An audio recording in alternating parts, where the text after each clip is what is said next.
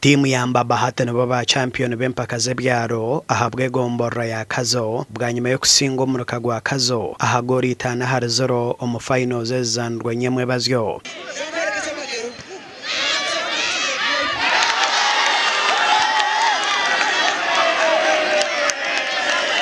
Empaka zibiri zetabirwamo emirukena erimu Mbaba, Rwamuranga, Ntambazi hamwe na Kayanga kandi zitebekanisibwe Jennifer Muheso kurundana eminyeto omu kyanga eki.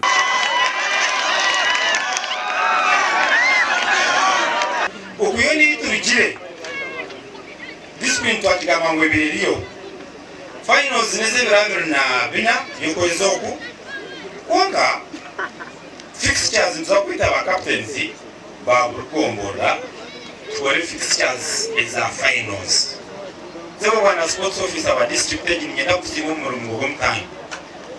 ebintu bya wono bitwazampora obushorozya and want to thank you itunga office ya honorable Jennifer Muheso kugira ngo tuhire ohabzi kandi wabani and in case of anything imanya mwera almost mwine nambaza mzine yes manu ntoro makumyasha kana kasimo ka sports desk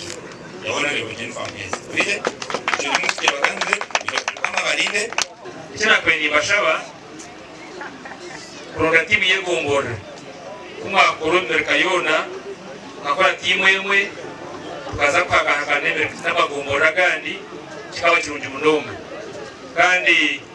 turendeza kuzamu koraje kuturashye aha muheru twawinike ekikopo kya district engaro zamani za chamani.